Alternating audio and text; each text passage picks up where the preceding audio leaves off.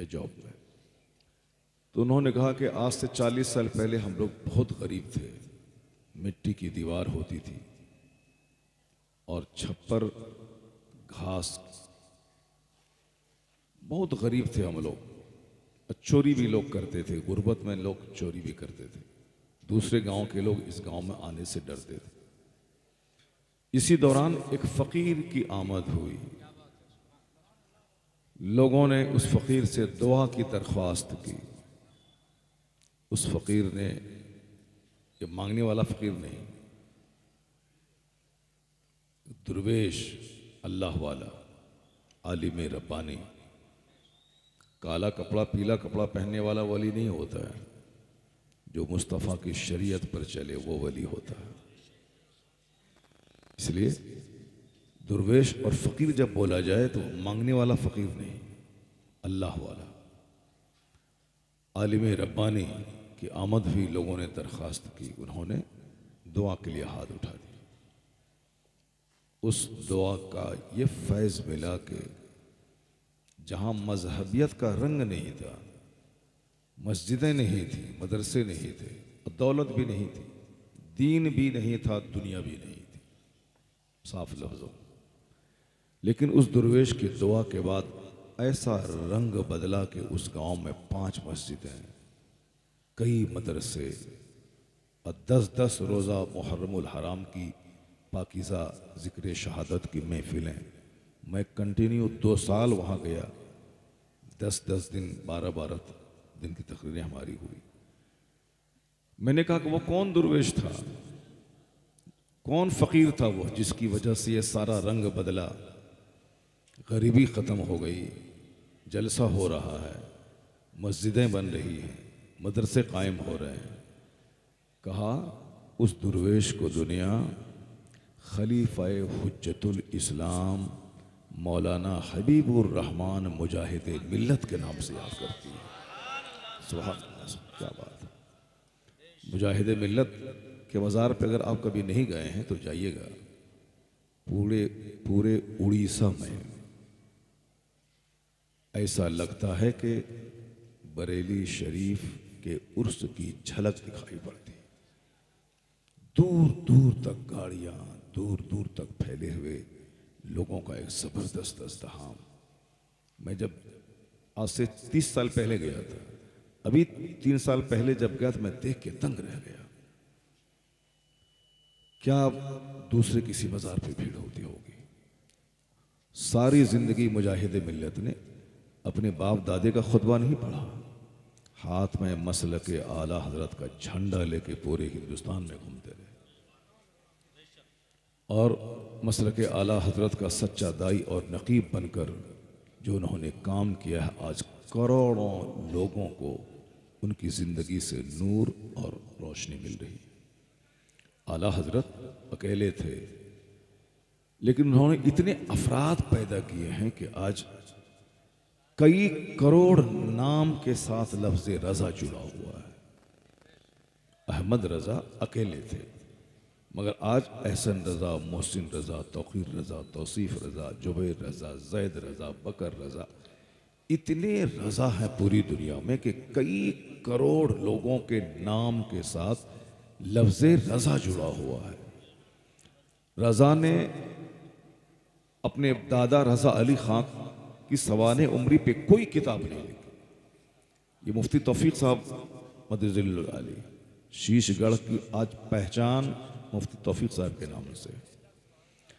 एक अच्छे अदीब, एक अच्छे राइटर, एक अच्छे ख़तीब, एक अच्छे मदरसे के मोहतमिम नाज़िम।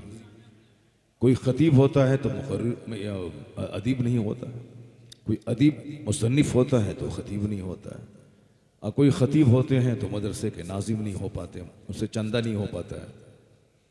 लेकिन मुफ्ती तौफीक साहब नईमी में ये सारी क्वालिटीज़ मौजूद है। एक अच्छे मदरसे के मोहतमिम, एक ज़बरदस्त ख़तीब, एक ज़बरदस्त अदीब, इनके शागिर्द दूर दूर तक फैले हुए हैं, इनकी किताबें दूर दूर तक फैली हुई। आप इनसे नफ़रत नहीं, इनसे मोहब्बत करें कि इन्होंने आपके शीशगढ़ का मान सम्मान ऊंचा किया है। आप अपने घर में पुलाव गोश्त खा रहे हैं, बिरयानी खा रहे हैं, रोज़ाना 1 केजी दूध पी रहे हैं, सेब, संतरा, पिस्ता, अनार, काजू, किशमिश, ड्राई फ्रूट सब खा रहे हैं, किसी को कोई मतलब नहीं। लेकिन अगर आपके गांव का कोई आलिम शीशगढ़ से निकलकर बेंगलोर में खिताब कर रहा है, लोग कहते हैं कहाँ से आए हैं? शीशगढ़ से आए हैं।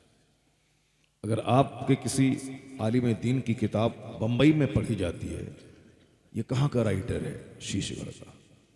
तो आपके काजू किशमिश 50 करोड़ की बिल्डिंग से वहाँ इज्जत नहीं बढ़ रही है, वहाँ इज्जत बढ़ रही है एक खतीब की खिताबत से, एक मुसन्निफ की तसनीफ से। इसलिए जिसकी वजह से आप पहचाने जाते हैं, जिसकी वजह से आपको इज्जत की निगाह से देखा जाता है। आज हम बरेली शरीफ को देखना चाहते हैं, बरेली स्टेशन से गुजरना चाहते हैं। मेरी तरह लाखों लोग जब ट्रेन से गुजरते हैं तो बरेली शहर को झांक के देखते हैं, ये शहर रजा है, कैसा शहर है। दिल्ली को उतना गौर से लोग नहीं देखते हैं।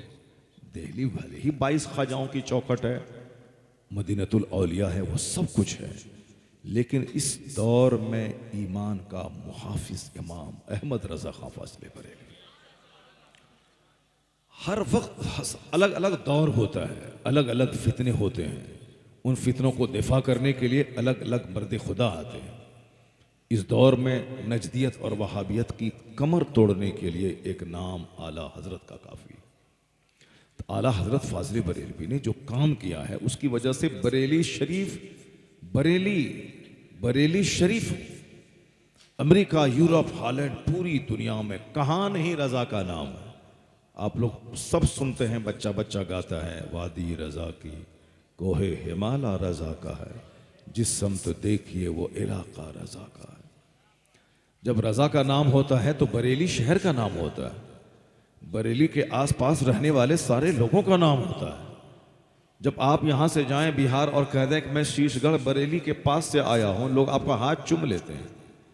तो आपका रंग देखकर, आपकी नाक देखकर, आपकी चौड़ी पेशानी देखकर, आपका अच्छा कारोबार देखकर नहीं, वो जो चूमना चाहते हाथ, वो आला हजरत की वजह से चूमना चाहते, सरकार मुफ्ती आजम हिंद की वजह से, सरकार ताजुश शरिया की वजह से।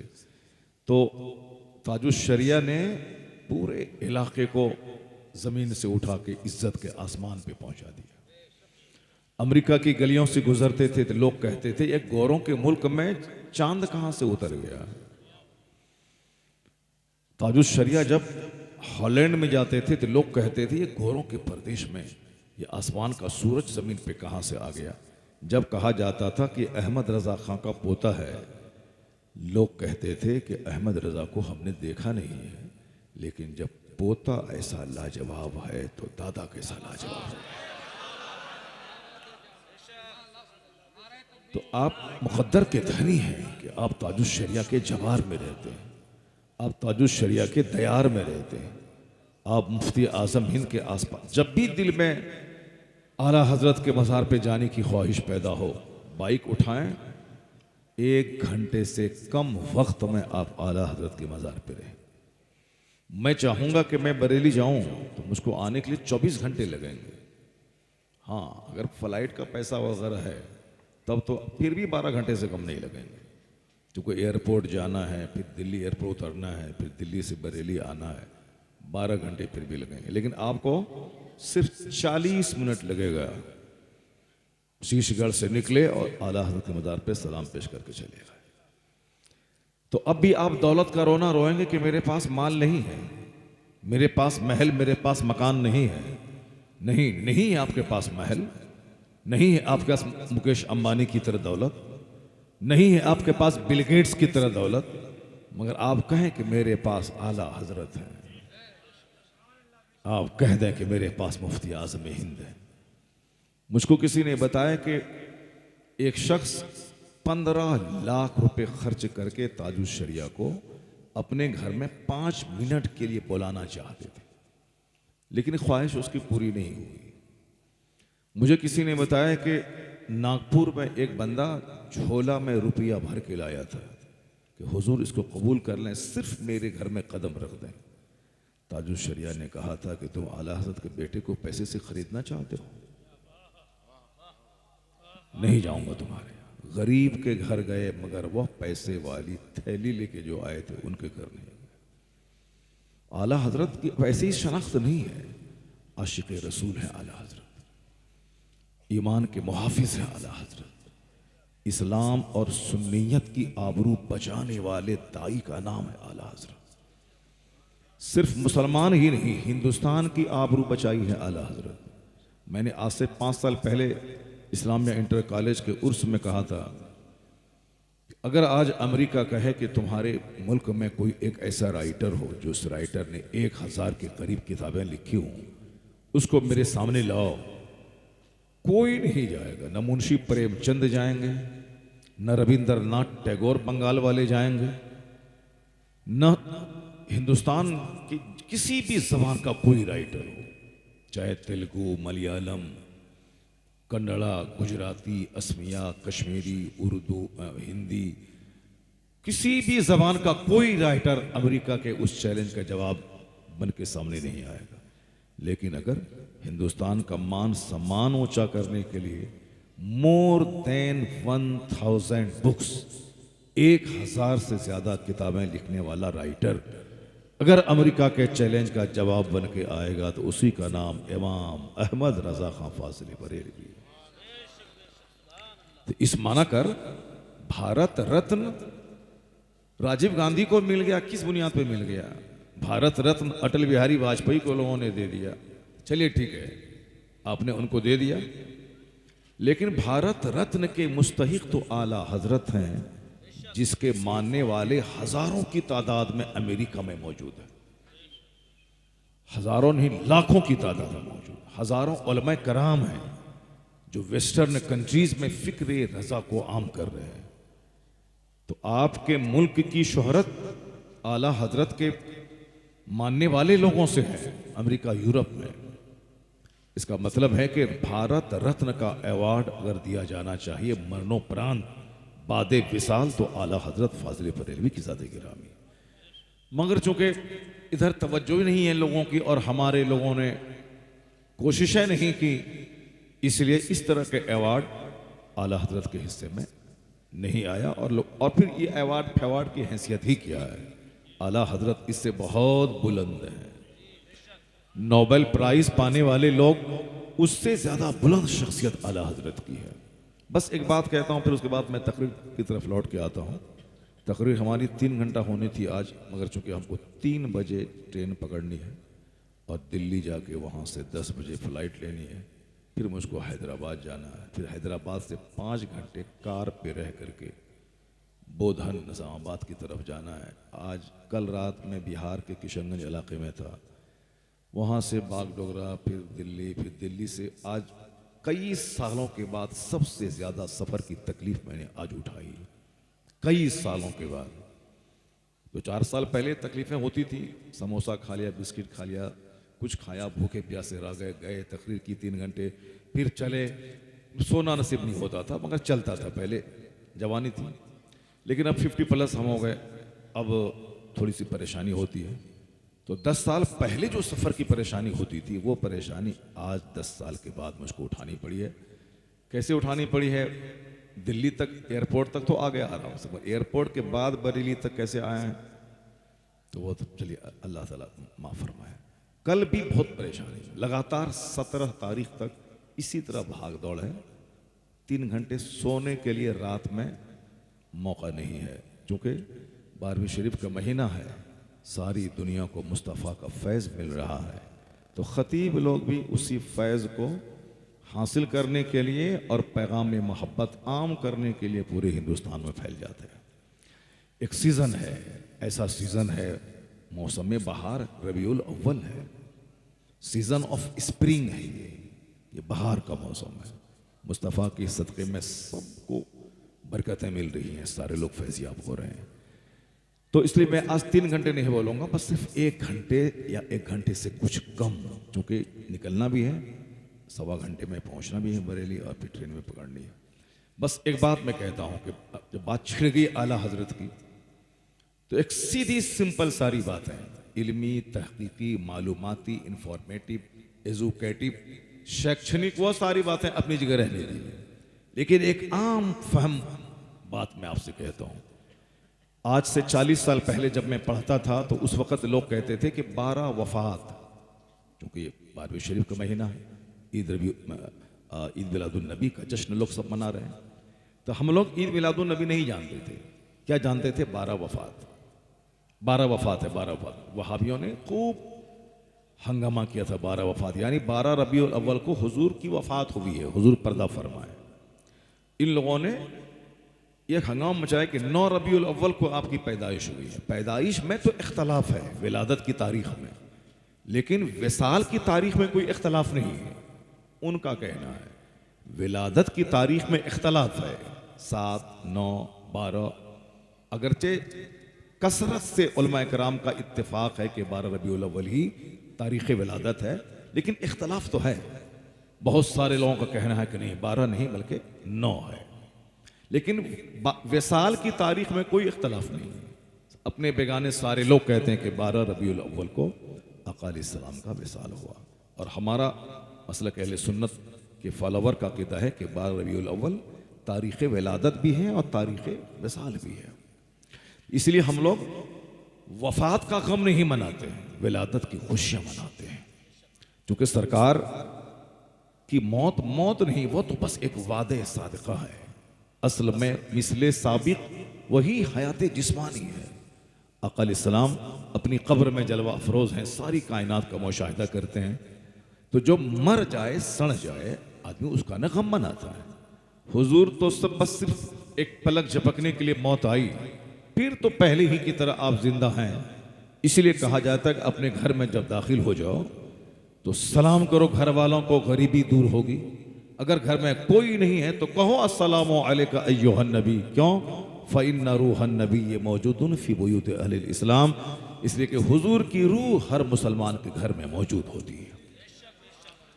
आपने बेशक तो कह दिया, सुभान अल्लाह तो कह दिया, ये आपकी सोच थी, मगर मेरी सोच सुनिए। मेरी सोच ये है कि आप अपने मौलाना साहब के सामने रजनीगंधा नहीं खाते हैं, आप अपने बाप के सामने खैनी गुटका पुड़िया नहीं खाते, आप अपने बाप के सामने गुनाह नहीं करते हैं। लेकिन जब आपको विश्वास है कि मेरे घर में नबी की रूह मौजूद है, तो फिर नबी के सामने 12 घंटे टेलीविज़न की स्क्रीन पे क्या गड़बड़ देखते रहते हैं, क्या गड़बड़ देखते रहते हैं, क्या इंस्टाग्राम और फेसबुक पे क्या करते रहते हैं? क्या समझते हैं कोई नहीं देख रहा है? वल्लाहु खबीरुम बिमा तामलून। जो कुछ आप कर रहे हैं अल्लाह को खबर है। और फिर अकीदे अहले सुन्नत के मुताबिक मुस्तफ़ा की रूह घर में है तो मुस्तफ़ा भी देख रहे हैं कि तुम क्या कर रहा है। तो हया और शर्म का तकाजा यही है कि हर मुसलमान अपने घर से टेलीविज़न को हटा दे। अगर टेलीविज़न अगर है भी, हम तो उसके उसके उसके हिमायती नहीं है। हम तो हमारा घर देहात में है 50 लाख का, शहर में है 1 करोड़ का घर, और उसमें 15-20 कमरे हैं, 4 मंजिला मकान है। एक रूम में भी एक टेलीविज़न नहीं मिलेगा। इस जमाने में चमकती दमकती इस पीरियड में एक टेलीविज़न मेरे घर में नहीं, न देहात वाले घर में है न शहर वाले घर में।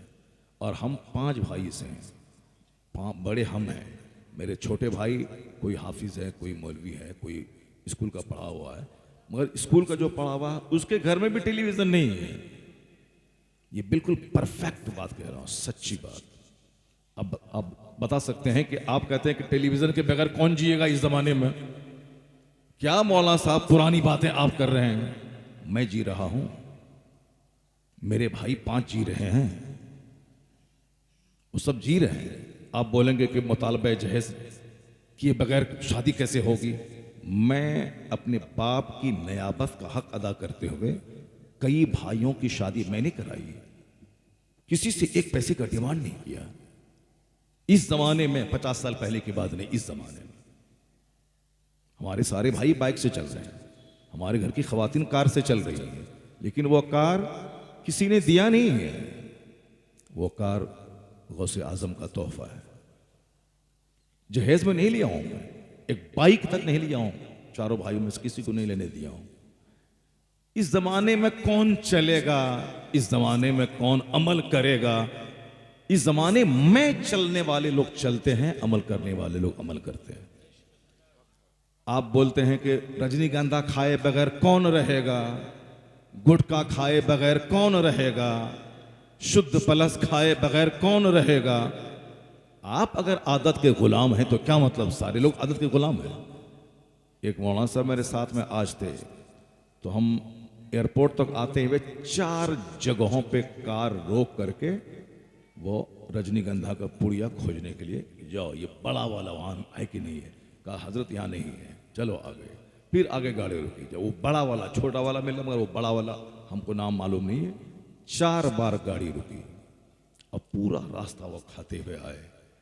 प्लेन पर चढ़ने से पहले गए, मुंह साफ किया, फिर बैठ गए। हम भी तो साथ में हैं, हम भी तो रहते हैं। एक गंधा नहीं जानते हैं, एक गुटखा नहीं जानते हैं, एक पुड़िया नहीं जानते हैं, एक पान नहीं जानते हैं। ऐसा नहीं कि 50 साल पहले के आदमी हम हैं, 50 साल पहले पैसा नहीं था तो नहीं खाते थे। नहीं, आज के जमाने में कोई रजनीगंधा नहीं, कोई गुटखा नहीं, कोई शुद्ध पलस नहीं, कोई पान नहीं। जब हम भी तो इसी जमाने में रह रहे हैं, चाहने वाला अगर चाह ले तो कोई भारी बात नहीं है। आदत के गुलाम मत बने, अपनी ख्वाहिशात को दबा के रखें, ख्वाहिशात के गुलाम नहीं बने। बंदा जब नेक बनना चाहता है तो हदीस में आया है ना कि तुम 1 कदम बढ़ाओ, अल्लाह की रहमतें 10 कदम तुम्हारा इस्तकबाल करेंगे। तुम अल्लाह की तरफ चलना शुरू करो, अल्लाह की रहमतें दौड़ कर तेरा इस्तकबाल करेंगे। लोग कहते हैं कि इस जमाने में कौन दाढ़ी रख करके MBBS डॉक्टर बनता है, कौन दाढ़ी रखकर IAS ऑफिसर बनता है। नमाज पढ़ने 5 बार मस्जिद जाएंगे कि किताब पढ़ेंगे, वो तो कंपटीशन फेस नहीं कर पाएंगे। एक लड़का मेरे इलाके का अलीगढ़ में पढ़ता था, टॉप क्लास का MBBS डॉक्टर बना, कॉलेज में टॉप किया, यूनिवर्सिटी में टॉप किया। लेकिन जब भी उसकी माँ फोन करती थी, उसका रूम पार्टनर बोलता था कि वो नमाज पढ़ रहा है, रूम पार्टनर कहता था कि वो तिलावत कर रहा है। माँ बाप परेशान थे कि मैं उनको डॉक्टर बनने भेजा हूँ कि तो वहाँ सूफी साहब बन गया है। जब भी फोन करो तो बोलता है पार्टनर उसका कि नमाज पढ़ रहा है, तिलावत कर रहा है। लेकिन ऐसा नहीं कि 24 घंटे नमाज पढ़ता। फजर के टाइम में फजर, जोहर के टाइम में 15 मिनट, असर में 10 मिनट, मगरिब में 10 मिनट, इशा में 20 मिनट, फजर में 10 से 15 मिनट, तो सब मिलाते हैं तो सिर्फ 1 घंटा, 1.25 घंटा। लेकिन इसके अलावा जो टाइम बचता था वो 10-10 घंटे, 12-12 घंटे स्टडी करता था, 16-16 घंटे। इत्तेफाक से माँ बाप का फोन उस टाइम में आता था जबकि असर का टाइम होता होगा, मगरिब का टाइम होता था, ईशा का टाइम होता था, सुबह सवेरे फजर के बाद कुरान पढ़ने का टाइम होता था। वो फिजिक्स केमिस्ट्री बाद में पढ़ता था, पहले वो कुरान पढ़ता था फजर के बाद। क्योंकि फजर के बाद जब बंदा एक चैप्टर कुरान का पढ़ लेता है तो फिजिक्स केमिस्ट्री का वो चैप्टर जो 5 घंटे में याद होगा वो 1 घंटे में याद हो जाता है। अपने काम का आगाज आप कुरान पाक की तिलावत से करें, अपने काम की शुरुआत आप कुरान पाक की तिलावत से करें, फिर देखें उसकी बरकतें कितनी होती हैं। 90 साल की उम्र में भी बगैर चश्मे के आप किताब पढ़ेंगे अगर आप बचपन से कुरान पाक पढ़ने के आप आदी हैं। जो कुछ भी तमाशे आज हो रहे सब हमारे अपने किए हुए हैं। अल्लाह ताला हमें मालदार बनाना चाहता है और अब मालदार बनने के लिए मेहनत चाहिए, मालदार बनने के लिए हिकमत चाहिए। ऐसा नहीं कि आसमान से सोने की बारिश हो जाएगी या जमीन से सोने की हांडी निकल जाएगी, ऐसा नहीं है। मालदार बनने के लिए आदमी को खेत में हल चलाना होता है, खेत में दाना डालना होता है, उसकी हिफाजत करनी होती है, उसमें खाद पानी डालना होता है, फिर जाके टाइम पे फसलें पैदा होती हैं, तब फसल कट के घर में तैयार होके आती है। ऐसा नहीं कि जादू की छड़ी घुमा दें खेत से सोना निकल गया, आम का पेड़ लगा दें वहां से हीरा निकल जाए, लीची का पेड़ लगा दें वहां से सोना निकल जाए। इस दुनिया में ऐसा नहीं होता है। इस दुनिया में होता है जैसा करोगे वैसा भरोगे, जैसी मेहनत वैसी बरकत। 50% तुम इधर से बढ़ो और फिर 50% खुदा की रहमतें उधर से चलेंगी, कामयाबी कदम चूमेगी। यही है इस दुनिया में। तकदीर पर भी भरोसा करना है और तदबीर भी अपनानी है, मेहनत करनी है। तो मेहनत करने वाला बच्चा इस जमाने में भी दाढ़ी रख के आईएएस ऑफिसर बन रहा है। मेहनत करने वाला इस जमाने में भी 5 वक्त की नमाज पढ़ने के बाद एमबीबीएस डॉक्टर बन रहा है। अब अगर कोई मदरसे में पढ़ने के बाद भी नमाज नहीं पढ़े तो उसका क्या करेंगे? अब कोई अलीगढ़ यूनिवर्सिटी में एमबीबीएस करने के बावजूद 5 नमाज के साथ इशराक अवाबीन भी पढ़ ले, इसको आप क्या कह सकते हैं? ये अपनी अपनी हिम्मत, अजीमत, हौसले की बात है। कोई दीनदारों के बीच में रह करके भी बेदीन है और कोई बेदीन माहौल में रहने के बावजूद भी दीनदार है। आप सिर्फ हिम्मत करें, आप आगे बढ़ें, आप बोलें कि मैं अपने टेलीविजन नहीं रखूंगा घर में, मैं अखबार पढ़ लूंगा, उर्दू अखबार, अंग्रेजी पढ़ लूंगा, द टाइम्स ऑफ इंडिया पढ़ लूंगा। हमारे पास तो बहुत सारी खबरें, ज़्यादातर खबरें द टाइम्स ऑफ इंडिया अंग्रेजी अखबार की आती हैं और अंग्रेजी अखबार में सच्ची और बड़ी और इन्लार्जमेंट के साथ खबरें रहती हैं। उर्दू अखबार में तो बस एक ही तरह की खबरें रहती हैं। हिंदी में भी द टाइम्स ऑफ इंडिया पढ़ें, एक अखबार हिंदू है अंग्रेजी में, उसको पढ़ें। तो अंग्रेजी पढ़ने के लायक आप रहेंगे तब ना अंग्रेजी अखबार पढ़ेंगे आप। आपको तो साहब बैठक करने, दूसरों की गीबत करने से फुर्सत ही नहीं। स्कूल गए, आ गए, उसके बाद बच्चा क्या कर रहा है कोई मतलब नहीं। डिग्री से कुछ भी नहीं होने वाला है। मेरिट, एबिलिटी, काबिलियत, और काबिलियत सिर्फ सोचने से नहीं पैदा होती है। काबिलियत मश्क, प्रैक्टिस, स्ट्रगल, जद्दोजहद, एक बार नहीं 50 बार पढ़ा जाए, एक बार नहीं 100 बार पढ़ा जाए, कैसे नहीं इल्म सीने में आएगा, कैसे नहीं सबक याद होगा। मेहनत करना होगा। एक बार 2 बार पढ़ा, नहीं हुआ, छोड़ दिया, नहीं होगा ऐसा। इस कदर मेहनत करें कि किताब पानी पानी हो जाए तो कामयाबी आपका कदम चूमे। सिर्फ डिग्री वाला बच्चा मत पैदा कीजिए आज। यह वो वक्त है मेहनत का, काबिलियत पैदा करने का। मैट्रिक पास करें, अंग्रेजी पानी की तरह बोले, सेंट जेवियर्स वाला 50,000 रुपये महाना देकर आपको अपने स्कूल में प्राइवेट टीचर के तौर पर बहाल करेगा। अगर एमए तक की डिग्री है, काबिलियत कुछ नहीं है, जीरो, आपकी कोई हैसियत नहीं है। आप बोलेंगे हाँ घर मकान देकर के 50 लाख हम रिश्वत दे देंगे। जब काबिलियत नहीं रहेगी तो रिश्वत देंगे आप? घर मकान बेच देंगे, गाड़ी बेच देंगे, खेत बेच देंगे, 50 लाख ले लो, नौकरी हमको दे दो, ताकि डेली 5 घंटे जाके वहां मदरसे में जाके बैठें और महीना लगने के बाद 2 लाख रुपए महीना कमाएं, आराम से खाएं। यानी हराम खाने की नीयत है, मेहनत की नीयत नहीं। ये रिश्वत देके, नौकरी लेके, रोजाना बैठ करके पैसा लेके बाल बच्चों को जो खिलाएंगे तो बाल बच्चों का कैसा जमीर होगा, उस बच्चों का फ्यूचर कैसा होगा। मेहनत कीजिए, स्ट्रगल की जद्दोजहद कीजिए। जन्नत जाने के लिए भी मेहनत करना होगा, दुनिया पकाने कमाने के लिए भी मेहनत करनी पड़ेगी। और अल्लाह ताला ये नहीं कहता है कि तुम सिर्फ 5 वक्त नमाज पढ़ो, रोजा रखो, ज़कात दो, हज करो और दुनिया के लिए मेहनत नहीं करो। नहीं, दुनिया में खुशहाल रहने के लिए जद्दोजहद करो। ये तरीका भी अल्लाह ने सिखाया है। दुआ, रब्बना आतीना फिद दुनिया हसना व फिल आखिरत हसना, ये जो दुआ है कुरान पाक की, ये अल्लाह ने सिखाया बंदों को। ये दुआ किसी इंसान की लिखी हुई नहीं है। ये दुआ कुरान करीम में अल्लाह ने अपने बंदों को मांगने के लिए सिखाया है कि तुम हमसे ये मांगो, रब्बना आतीना फिद दुनिया हसना, ए अल्लाह हमें इस दुनिया में भलाई अता फरमा, मरने के बाद भलाई अता फरमा और हमें जहन्नम की आग से बचा दे। एक जामे दुआ है जिसमें जहन्नम की आग से बचने की दुआ की जा रही है, दुनिया की खुशहाली की दुआ की जा रही है। एक मुकाबला है मुस्लिम समाज में, गाड़ी का मुकाबला, पोटिको का मुकाबला, झूमर का मुकाबला, टाइल्स का मुकाबला, ग्रेनाइट का मुकाबला। शादी ब्याह में 50 टाइप का खाना खिलाया गया, हम भी खिलाएंगे, चाहे कर्ज लेके हो, भीख मांग के हो, चाहे ज़कात मांग करके हो, चाहे 50 मालदारों से भीख मांग के हो, मगर हम भी उसी तरह करेंगे। एक पता नहीं एक गंदी सोच कहां से पैदा हो गई है, ये सोच कहां से आ गई है मुस्लिम सोसाइटी में। हम आपके पास 1 करोड़ रुपए है, आपने अपने बेटे के वलीमे में 5,000 आदमी को दावत दे दिया, मेरे पास नहीं है। अगर हम भी वही तमन्ना पालेंगे कि हम भी 5,000 आदमी को खिलाएं, चाहे भीख मांग के हो, तो मेरे जैसा रजील और जलील कौन होगा। मालदार आदमी है, वो 50 लाख का घर बनाएगा, मेरे पास पैसे नहीं है तो मैं कहां से करूं। तकदीर पर भरोसा करें। अल्लाह रब्बुल इज्जत सबको मालदार नहीं बनाया, सबको एक जैसा चेहरा नहीं दिया है, सबका चेहरा अलग, सबकी नाक अलग, सबकी आंख अलग, सबकी पेशानी अलग। अगर हम चाहेंगे उसकी तरह पेशानी मेरी हो जाए, उसकी तरह खूबसूरत बेटी मेरी हो जाए, उसकी तरह खूबसूरत दामाद मेरा हो जाए, उनकी तरह 50 करोड़ का बंगला मेरे पास हो जाए, मेरे से पागल कौन होगा? अल्लाह रब्बुल इज़्ज़त है, किसी को मालदार बनाता है, किसी को गरीब बनाता है, किसी को काला बनाता है, किसी को गोरा बनाता है, किसी को नाटा ठगना बनाता है, किसी को लंबा बनाता है।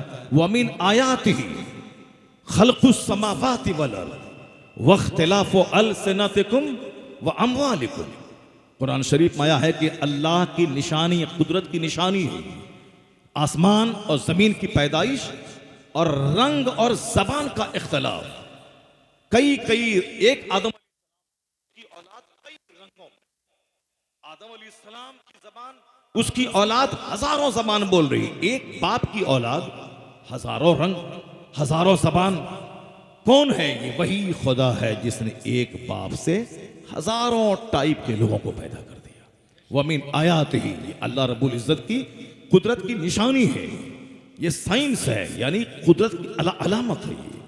ये मालदारी गरीबी चाहने से नहीं होता है। मेहनत करें, स्ट्रगल करें, ताकि भीख नहीं मांगना पड़े, जलील नहीं होना पड़े, दूसरों का मोहताज नहीं होना पड़े। लेकिन ये जो कहेंगे कि हम भी मुकेश अंबानी बन जाएं, हम भी साहब बिल गेट्स बन जाएं, नहीं होगा।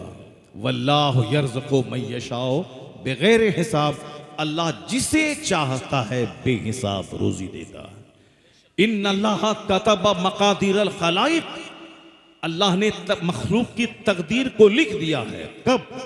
दुनिया बनने से 50,000 साल पहले।